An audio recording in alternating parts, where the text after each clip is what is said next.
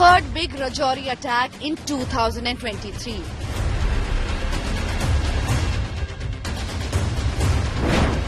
Pak-China terror tango bleeds India.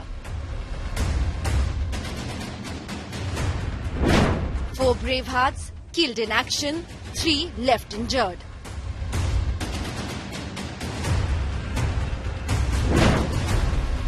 Troops retaliate in full force.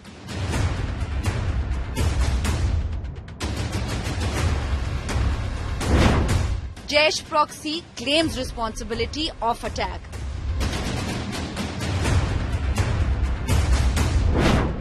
Rajouri, new Jammu and Kashmir terror hotspot. That is our top focus on India First. 4 young soldiers killed in action as they rushed to reinforce troops engaged in a counter-terror operation south of Pir Panjal. 3 more soldiers are critically injured. 34 soldiers have been killed in action against 27 terrorists south of Pir Panjal. Now, is this because of wide gaps and relocation of an entire division to the line of actual control after 2020? Is it time to rework the standard operating procedures to ensure that terrorists do not appear to be a step ahead of our braves? Terrorists have not only repeatedly ambushed our soldiers, but increasingly are filming it on body cameras. Is it also time to launch an Operation Sarp Vinash 2.0 to defang these snakes of terror? Is it also time to impose costs on Pakistan, a state sponsor of radical Islamist terror? I'm Gaurav Sawant. We debate without fear or favor. But as always, let's get started with the headlines at 10. Suspension showdown escalates. India Alliance parties stage a protest at Jantar Mantar in Delhi. Parliamentary Affairs Minister accuses Rahul Gandhi of instigating protests inside Lok Sabha.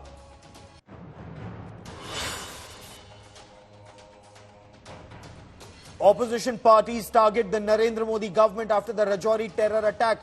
Farooq Abdullah rakes up Article 370. Uddhav Sena questions the crackdown on Pakistan's state-sponsored terror.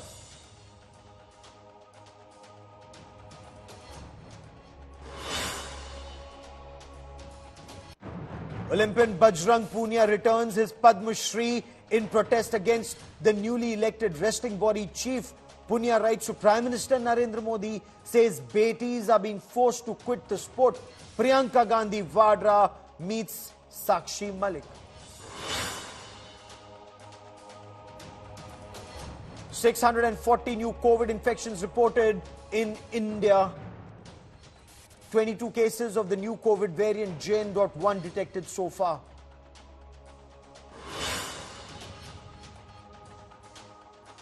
French President Emmanuel Macron will be the chief guest for Republic Day Parade 2024.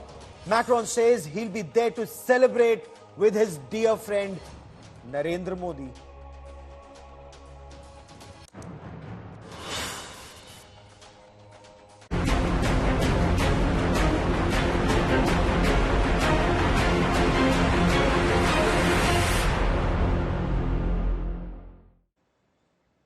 The security forces have mounted a massive counter-terror operation south of Pir Panjal after 4 soldiers were killed in action and another 3 critically injured when terrorists targeted 2 army vehicles along the Poonch-Rajouri axis en route Bafleas. The terrorists seem to have melted away, either in the caves in the densely forested mountains or hidden their weapons and perhaps are hiding in plain sight. Either ways, there are wide gaps in the security grid.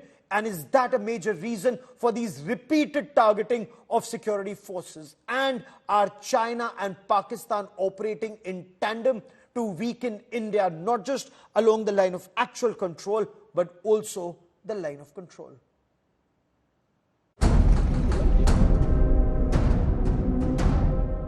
Four soldiers of the Indian Army shot dead by terrorists as they rushed towards an encounter site in Jammu and Kashmir. An encounter in the upper reaches of the Rajouri sector near Thana Mandi. Sources tell India Today this wasn't an ordinary ambush. As the army responded to the initial contact with terrorists, a puppet front of Pakistan's banned terrorist organization, the Jaish-e-Mohammed, called the PAFF, took responsibility for the attack on security forces, releasing what appears to be body camera footage. There are reports that the location of the terrorists, has been traced. So that is why we can see that reinforcements are being sent, and in Indian Army personnel are moving towards the hilltop, and the priority is to locate the terrorists and neutralize them as soon as possible. But the Rajouri incident is exploding beyond this battlefield in Thana Mandi. For starters, it's the third incident in this sector this year, where the army has suffered multiple casualties. Less than a month ago, 5 army soldiers, including 2 young officers, were killed in action not far from this encounter site. Earlier, in May 2023, 5 Army Special Forces soldiers were killed in action fighting terrorists in the same general area. 2 years ago, 9 soldiers were killed in action in 2 separate encounters in the Rajouri sector.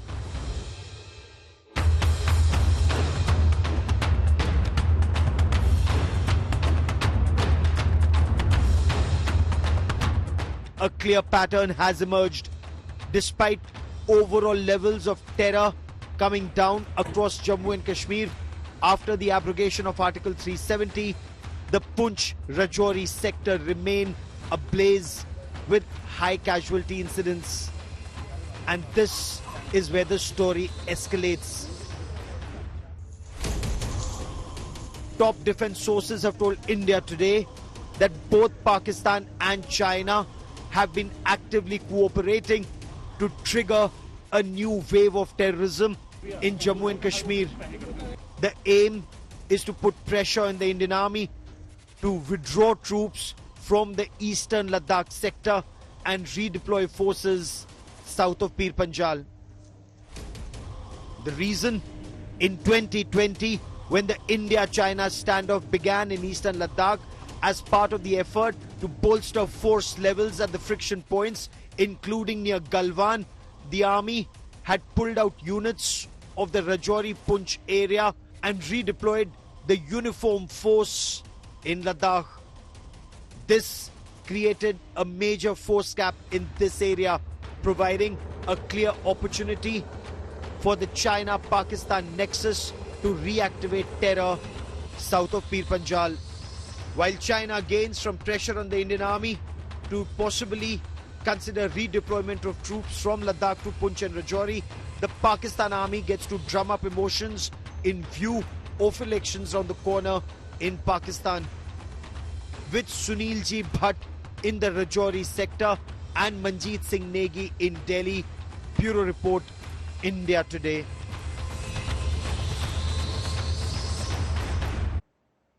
And I quickly want to cut across to the Dera Ki Gali area in the Rajouri sector. Kamaljeet Kaur Sandhu joins us live from there. Also with me on this special broadcast is India Today's Shiv Arur. But Kamal, to you first. What's the latest in the current operation? And if you see a series, Kamal, somewhere down the line, terrorists appear to be a step ahead of our security forces. How are we recalibrating?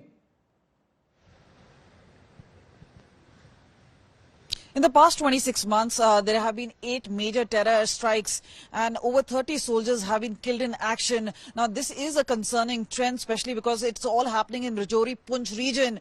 Now, overall, there may be a decline of 66% from 2018 to 2022 in terms of terror-related activities. This is as per the MHA report in Parliament. But meanwhile, what is discerning is the number of encounters and number of attacks which have gone up in this particular region of Pir Panjal.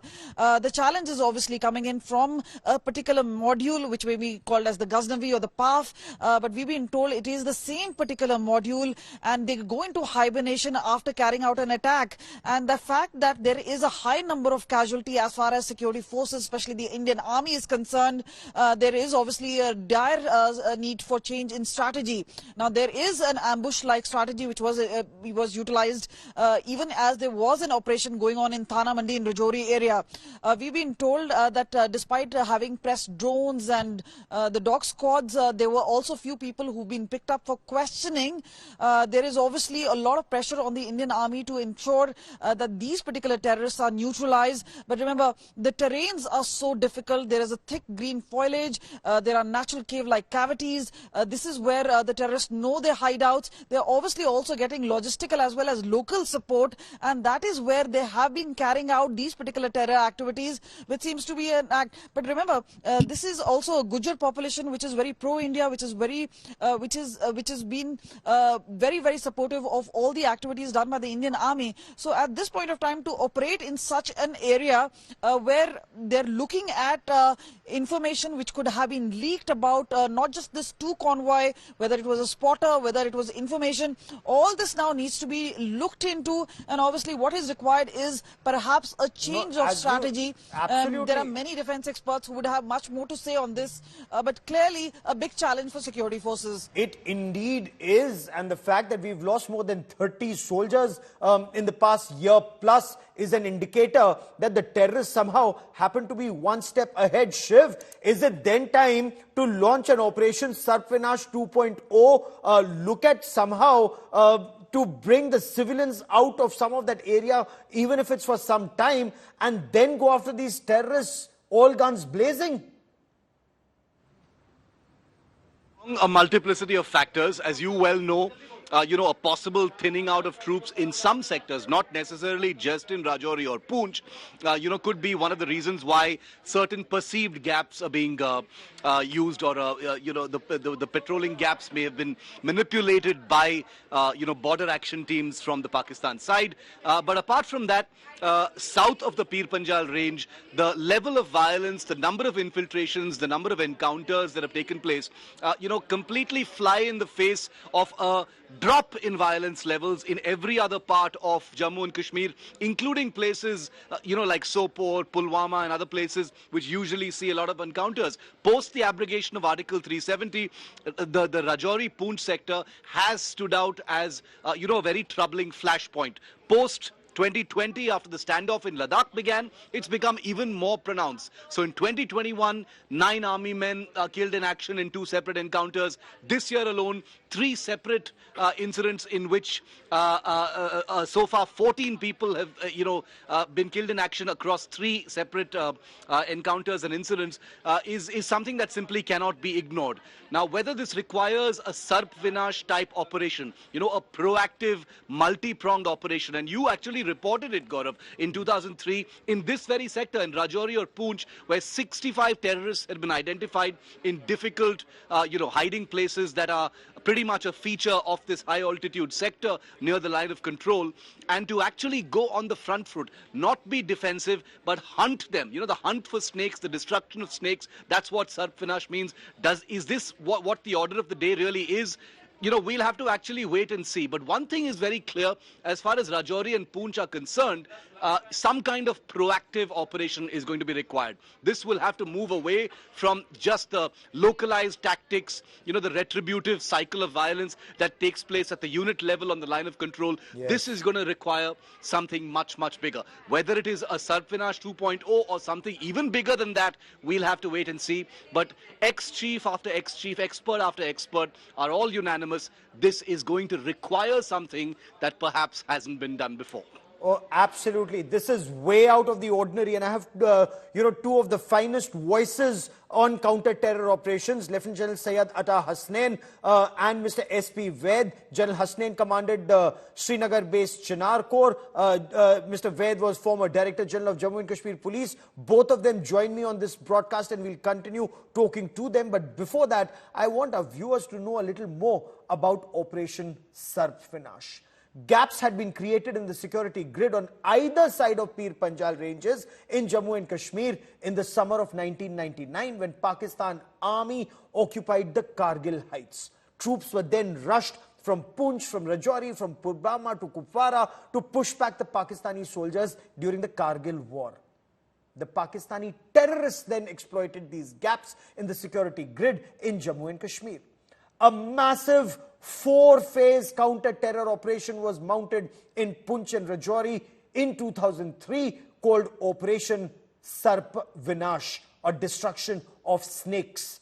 I had reported that operation in 2003 on ground. And the question is this now time for another version, for a new Sarp Vinash 2.0?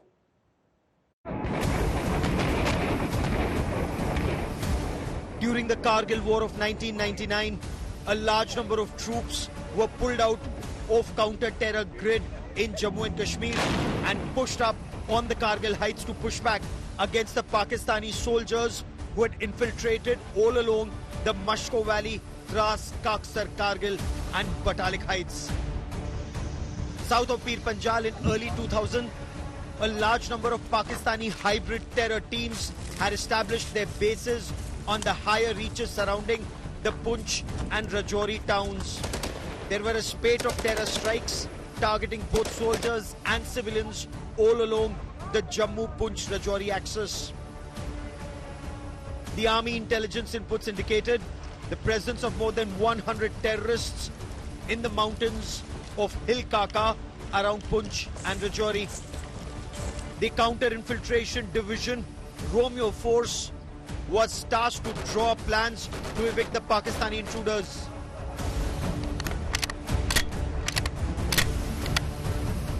Phase 1, November to January 2002-2003, prepare the helipad and multiple mule tracks. Phase 2, from February to April 2003, take control of adjoining commanding heights. Phase 3, between May and June 2003, clear the area around Hill Kaka of all civilians. Phase 4, between June and July of 2003, mount multiple operations on the Poonch-Rajouri heights. In the 4-phase sustained operations, more than 65 Pakistani terrorists were neutralized, including border action teams of the Pakistan Army that comprised doctors of the Pakistan Army treating terrorists in the caves around Poonch and Rajouri. The remaining terrorists fled back to Pakistan-occupied Jammu and Kashmir, resulting in breaking the back of the terror outfits south of Pir Panjal. However, with the relocation of troops to Eastern Ladakh in 2020 post-Galwan, terrorists backed by Pakistan have once again established bases in the higher reaches along the Poonch-Rajouri heights, clearly indicating it is time for a Sarp Vinash 2.0. Gaurav Sawant in Delhi for India Today.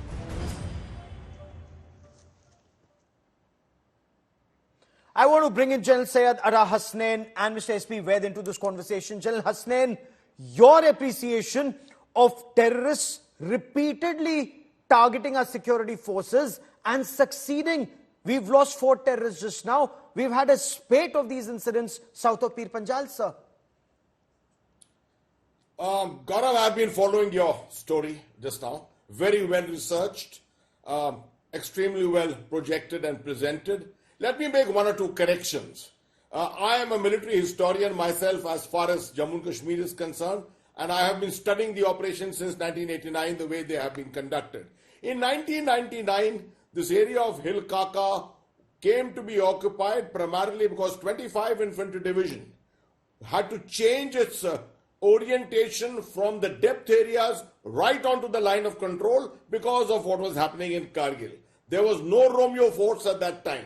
Romeo Force was raised subsequently in the month of September, October of 1999. You are absolutely right. In the valley, a similar thing was happening. The whole 8 mountain they had lifted up from Handwara, from the Rajwar forest, from the Hafruda forest, and moved to Kargil. I was the Colonel GS of the Victor Force, which took over this complete area. And I am aware that even Pakistani officers, SSG officers, were involved in leading these operations to occupy these vacant spaces in areas like Handwara, the Meganwar Ridge, and places like that. This is a repeat of something like that, which is being attempted again in this area of Rajouri Poonch.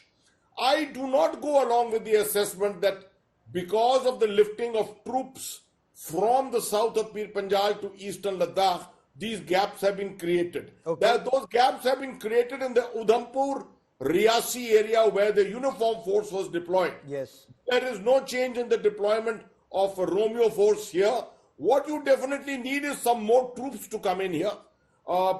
There were many, many more troops here in the early part of the millennium. There was a division from the northeast, which was here. There was a division from within the command resources, a reserve division here, which incidentally has redeployed into certain areas, which I have been told. So there is no shortage of troops as such. What is important is Pakistan is attempting to make itself relevant all over again. They tried this in 99, if you remember, in 98, 97, 98, we had started gaining the supremacy at that time, and in 99, this whole grand strategy was played out by Pakistan to try and take the initiative from us. This is exactly what is happening.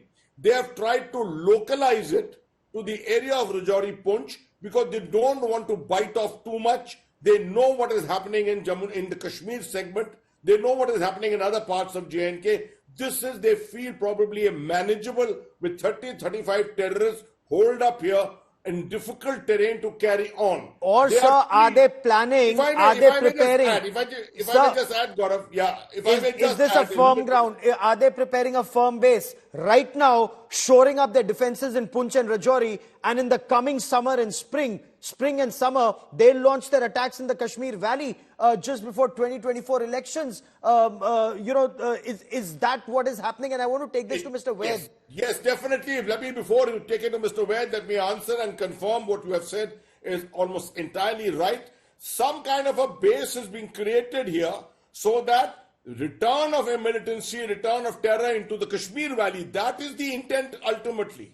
Because it starts from somewhere, the aspect of creating relevance for themselves, attracting a tremendous amount of attention towards them, and getting forces to come and carry out operations. Sir, we expect our forces to be a step ahead of these terrorists, illiterate radical Islamist terrorists. They cannot be a step ahead of our security forces repeatedly for an entire year plus. They will not be a step ahead. Gaurav, I can assure you this is a temporary setback. In a year, 2-3 such setbacks will take place, especially in the waning times of terrorism and militancy. Okay, I do not believe that the terrorists have got the better of the army out here in this area. Okay, Mr. Vaid, all of this cannot happen without local support. OGWs of terrorist organizations helping these Pakistani terrorists, a hybrid group. There are some intelligence inputs that seem to indicate they are retired soldiers of the Pakistan army. Sir, 75 years plus after independence, how is it that Pakistan can succeed in fishing in troubled waters in a part of Jammu and Kashmir where the Awam is so close to the security forces? Gaurav, good evening. I was listening to General Atta Hussain, esteemed colleague and senior who has a hold of Jammu and Kashmir, and also Shiv and your presentation, absolutely superb. But let me add just few points. Number one, after losing ground in Kashmir after abrogation of Article 370, I personally feel this Operation Rajouri Poonch is an attempt by the establishment of Pakistan to change the narrative of return of peace after abrogation of Article 370. This is this particular region is being basically targeted with that intention and inflict as many casualties on army. Look at the pattern of attacks. Most of these attacks are happening on Indian Army's contingent. It is a sort of tactics of jungle warfare. Draw the forces to an area where they have an advantage, where they are sitting on the heights, they are amongst the thick foliage, where they have places to hide, boulders, caves, and this is what they are doing. Inflict as much casualties. And absolutely, I tend to agree with your presentation that China-Pakistan nexus is there. It is an attempt to ensure that army gets spread further. Yes. Jammu region, which was largely free of terrorism since last 15 years, see the pattern in last 1.5 years, how Rajouri Punch of the Jammu region is being uh, specifically targeted. Last 15 years, one odd incident used to happen. A group of 2 or 3 terrorists would cross the international border from Samba Kathua and Yes. get intercepted by J&K police and Indian Army somewhere on its way to Kashmir So and what get explains get this neutralized. this frequency, this spike in these incidents, and General Hasnain, and the failure of our security forces, if I may use that word with a lot of grief and pain, our security forces are not being able to remain a step ahead of these terrorists, and it's been on for a year plus. You know, our forces can be ambushed once, you can be ambushed twice, but if you're ambushed the third time, it would reflect that we are not outthinking the terrorists.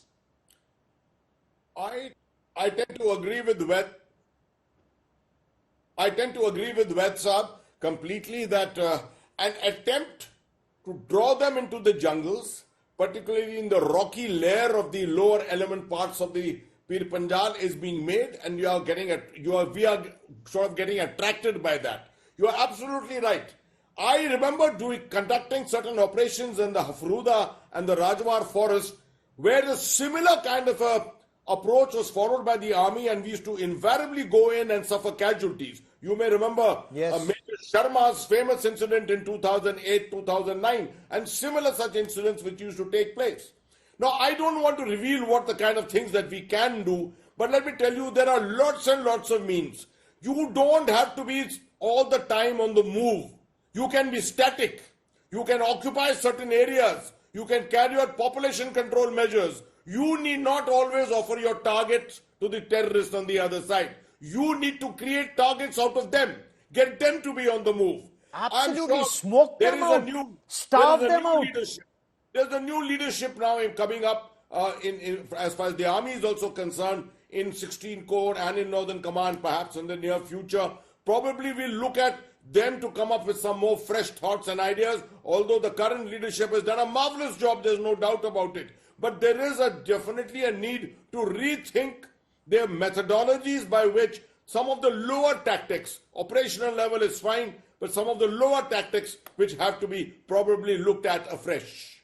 Because it just appears, Mr. Ved, intelligence inputs come in, either through signal intelligence or human intelligence. There is a contact established. That's almost like standard operating procedure. The moment a contact is established, reinforcements go in, and then those reinforcements are targeted. The main terrorists may have melted away into the jungles or the caves once again. It's the terrorists with their body cams hiding behind trees on roads that carry out the terror strike and again melt away. Sir, that local population in that area, do we require better vetting of local population and who are outsiders who may be coming in and going back, sir, from those areas?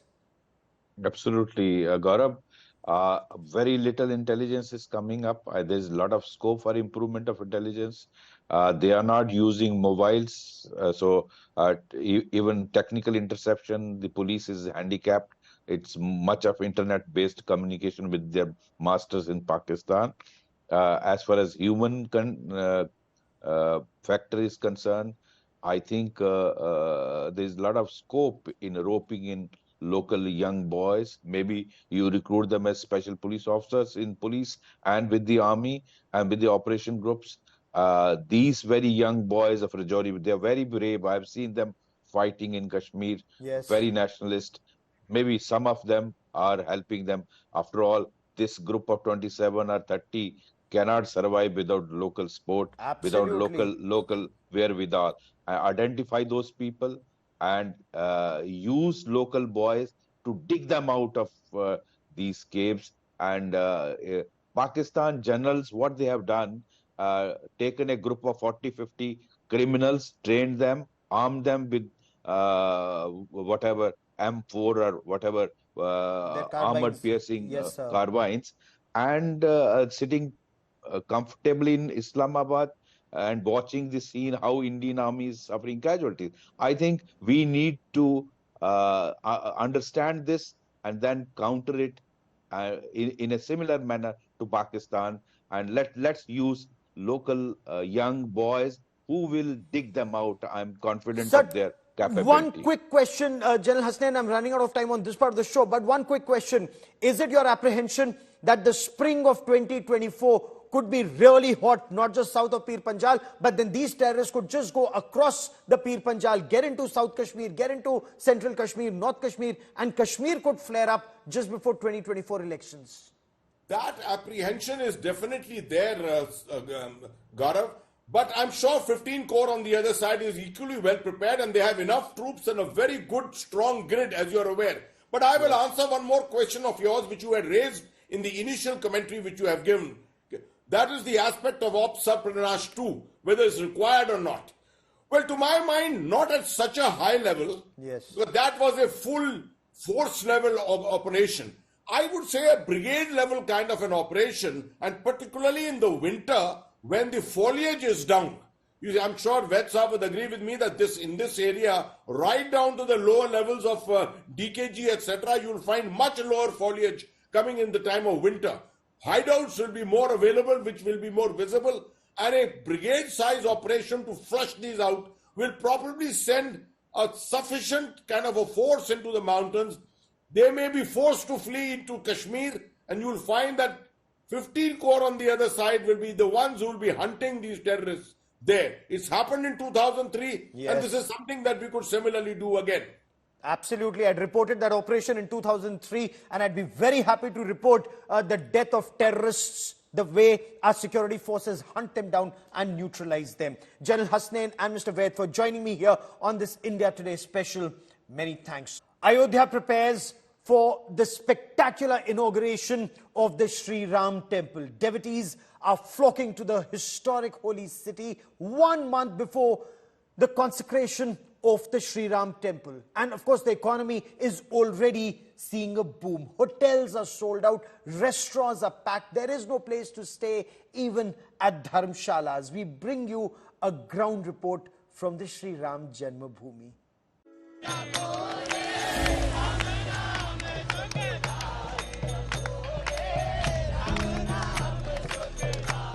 The transformation is nearing completion. The historic city is gearing up for the grand inauguration of Ram Temple just a month away. Ayodhya is already bustling with devotees, flocking in from different parts of the country. Faith and devotion know no language barrier. Ram devotees from Tamil Nadu have arrived a month ahead of the January 22nd inauguration. What do you feel after coming here about the Ayodhya, about the Ram Mandir? Super. Very fine. Super, fine. Very fine. Fine. Pressure. நூற்றாண்டு பிரச்சனையே Modi Jai Ram Jai Ram super. A city of 3 million, Ayodhya anticipates hosting at least 4.5 million devotees a month after the upcoming opening of the Ram temple. The economic surge accompanying the expected influx is already evident. Hotels are fully booked. Restaurants are operating at full capacity. आज हमारा पहला दर्शन है, पहली बार अयोध्या आए हैं, मगर देख के दिल प्रसन्न हुआ। जो व्यवस्था और जो निर्माण हो रहा है वो ऐसा कहीं भी नहीं होता, और ऐसा एक मोदी जी के टाइम पे हुआ है, और जो भी होता है उनके समय के हिसाब से होता है। लाइफ टाइम अचीवमेंट है, मंदिर बनते हुए देख रहे हैं, बहुत बड़ी बात है। बहुत भव्य और अतुलनीय, और मेरे हिसाब से जब गूगल में दोबारा कभी हिंदुस्तान को सर्च किया जाएगा तो अयोध्या नाम सबसे ऊपर दिखेगा। Ayodhya's hospitality sector has quickly adapted to the arrivals from the south and as far as West Bengal. Hotels and restaurants now feature idli, dosa, sambar and rice on their menus. जान लीजिए पहले यहाँ पे कुछ नहीं था अयोध्या में, दूर दूर तक कुछ खाने का सामान नहीं था। अब तो आप जहाँ भी जाएंगे वहाँ जो इच्छा करेगी आपको वो खाइए। अब का फूड मिल रहा है यहाँ पर, रोजगार बहुत बड़ा है। ठीक है, अब दुकानें जो हैं वो ग्राहक भी अच्छे आते हैं, बाहर के लोग आते हैं, अच्छा सामान खाते हैं, अच्छा पैसा देते हैं। पहले से नो डाउट यात्री तो बढ़े हैं और बढ़ने के साथ साथ डिमांड भी बढ़ी है। साउथ इंडियन थाली की, आंध्रा थाली की, उनकी भी बढ़ी है डिमांड। जी हाँ, व्यंजन में उस तरीके की भी मांग हो रही लगा। बिल्कुल बिल्कुल। Development work continues unabated in Ayodhya. Road and rail now seamless connect to the city. Trains set to start operating from January 19th, following the consecration of the idol of Lord Ram. The temple, nestled in a sprawling complex of intricately carved pink sandstone and white marble, will be open to public from January 23rd.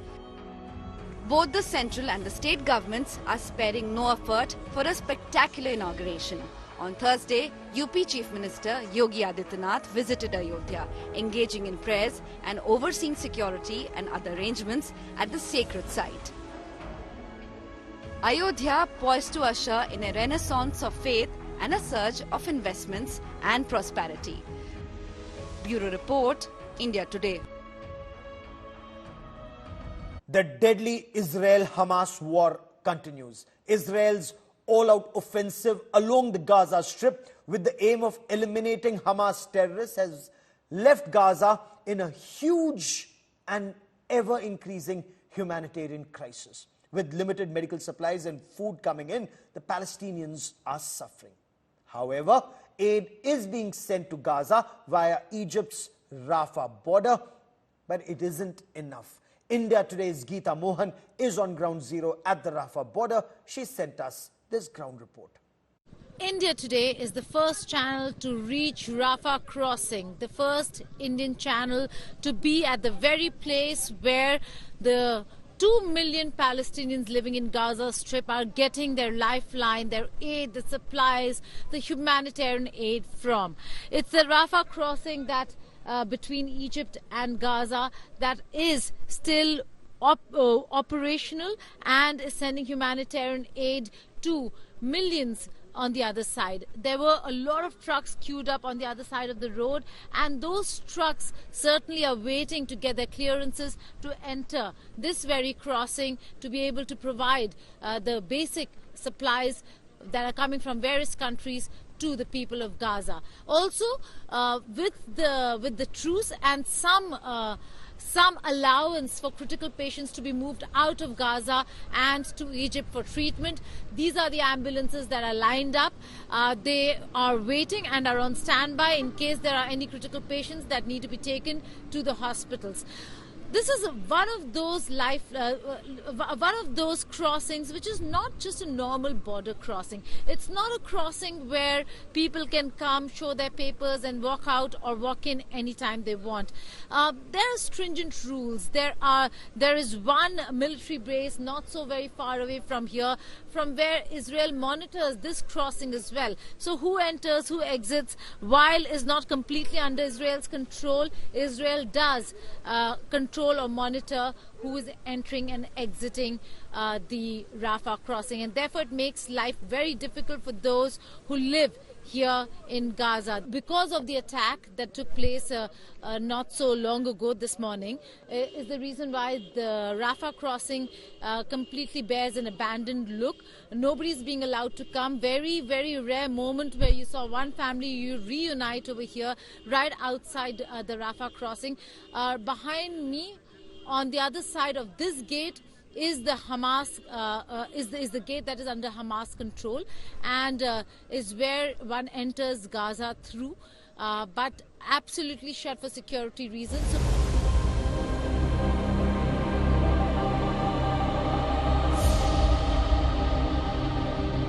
Kamal Saab, how difficult was it? And what's your message to people who are allowing this war to continue? الحمد لله أولا اللي احنا طلعنا بالسلامة. صعوبات لا توصف.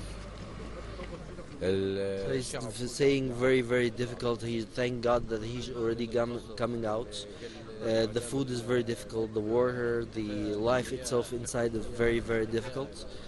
So رسالتك بقى. عم بعاني يعني معاناة لا يتحملها أي بشر.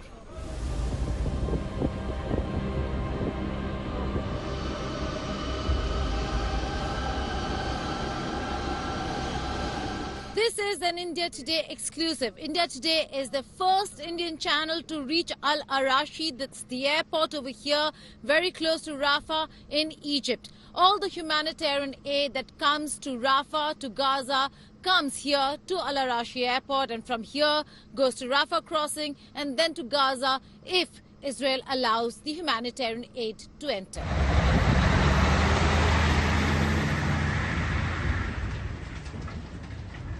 Is a delegation of the Argentinian government that is here. Later during the day, we'll also see Foreign Secretary of Britain, Foreign Secretary Cameron, who will be here and then will be going to Rafah.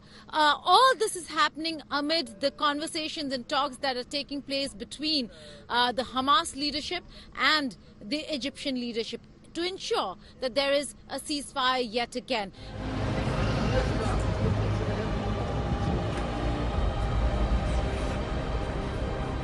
We're now here at the Al Arish Hospital, just going into the hospital to see how the patients from Gaza are being treated.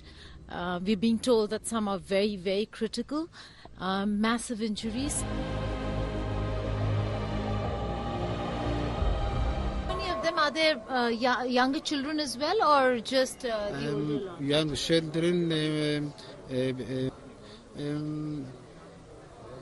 50. Above 50 children, above 15 children. Age 90, 10, 12, 11. 9 to 12. 9 to 12.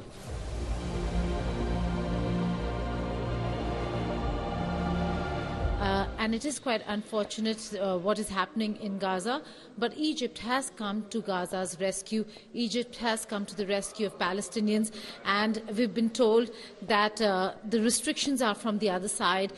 They are willing to take as many patients as they can.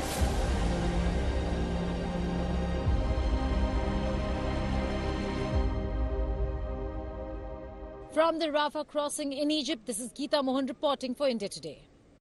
We will continue to track developments on the story very closely, but that is all I have for you on this India Today special broadcast. Many thanks for watching. News and updates continue on India Today. Stay with us.